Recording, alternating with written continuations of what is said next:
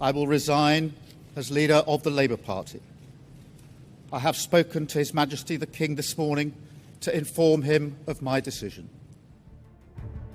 British Prime Minister Keir Starmer announced his resignation on June 22nd, confirming that he will step down from office. On camera, the British Prime Minister delivered an emotional resignation speech outside 10 Downing Street, addressing the nation and his party. "My party asked if I am the best place to lead it," Keir Starmer said, getting teary-eyed on camera as he reflected on his leadership and future. Walking up this street 2 years ago was the proudest moment of my life. A new Labour government, the first in 14 years, a page in our country's history turned after years of disappointment and despair.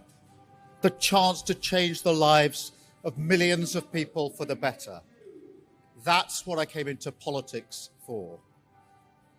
The journey to that point was not easy. 6 years ago, I inherited a Labour Party that was politically, financially, and morally bankrupt. I was told time and time again that my party was finished, that we were consigned to history, that a majority at the general election, let alone a landslide majority, was impossible. But we proved those people wrong because we changed our party, ripping out the poison of anti-Semitism, restoring trust on the economy, defence and national security, and becoming a party that once again stood proudly with, not against, our national flag.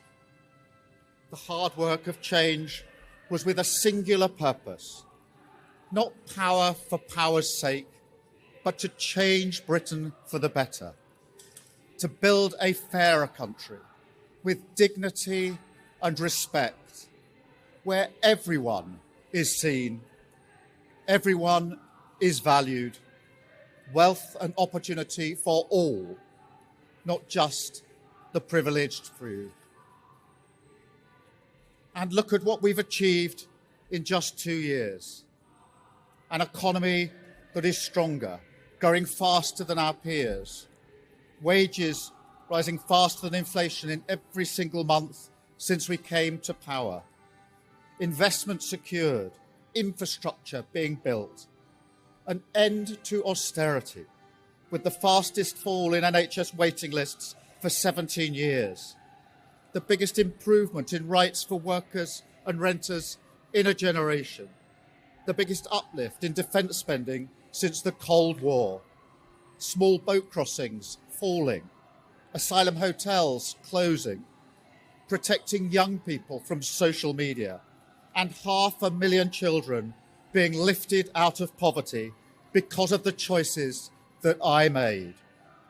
Our reputation in the world restored, with Britain once again standing up for decency, respect, and the rule of law, securing trade deals, standing with Ukraine, standing up for our values, and rebuilding our relationship with our allies in Europe. Change promised by a Labour government, change fought for by a Labour government, change delivered by a Labour government. But I know the question being asked now is not who was best placed to change the Labour Party, to take us into power and to begin the vital work of improving lives for millions of people. Those questions have been answered. The question my party is asking now is whether I am best placed to lead us into the next general election. I have heard the answer of my parliamentary party to that question, and I accept that answer with good grace. Every decision I've taken has been about putting the country I love first. That is why I will resign as leader of the Labour Party. I have spoken to His Majesty the King this morning to inform him of my decision. I will ask the National Executive Committee of the Labour Party to set out a timetable with nominations opening on the 9th of July and completed by the summer recess. In the case of a contest, this will ensure a new leader is in place before Parliament returns in September. I will remain in post as Prime Minister until the contest is complete, and I will do everything I can to ensure an orderly handover of power.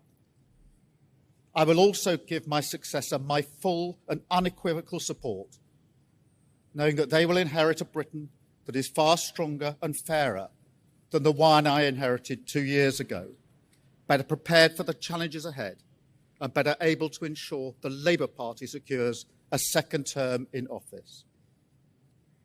I want to thank all of those friends and colleagues who have been at my side for these past 6 years or so, for their incredible commitment, service and support. I want to thank the brilliant Number 10 staff and our country's extraordinary civil service who dedicate their lives to public service. And when I leave the biggest job in the country, I shall spend more time on the most important job, being the best husband I can to my fantastic wife, Vic, who has been a rock by my side through good times and bad, and being the best dad I can to my beautiful children, who are my pride and my joy. Thank you very much.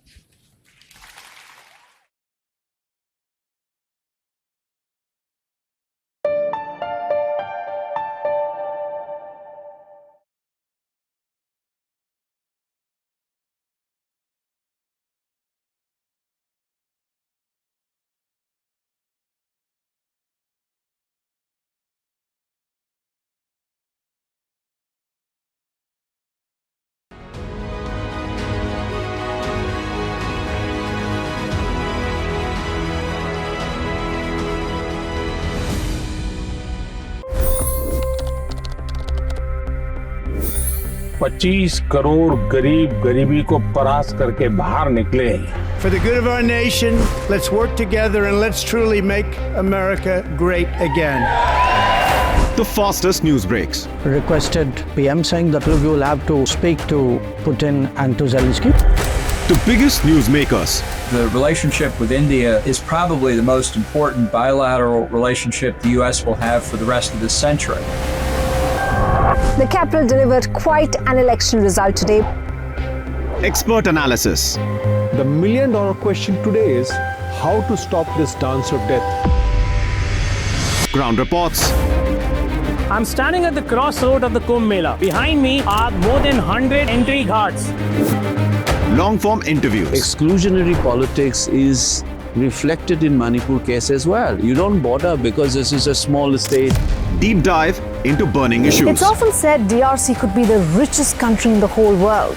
It's because of what sits underneath. Why exactly did the US topple the Sheikh Hasina government? HD videos. We don't just break news, we break it down.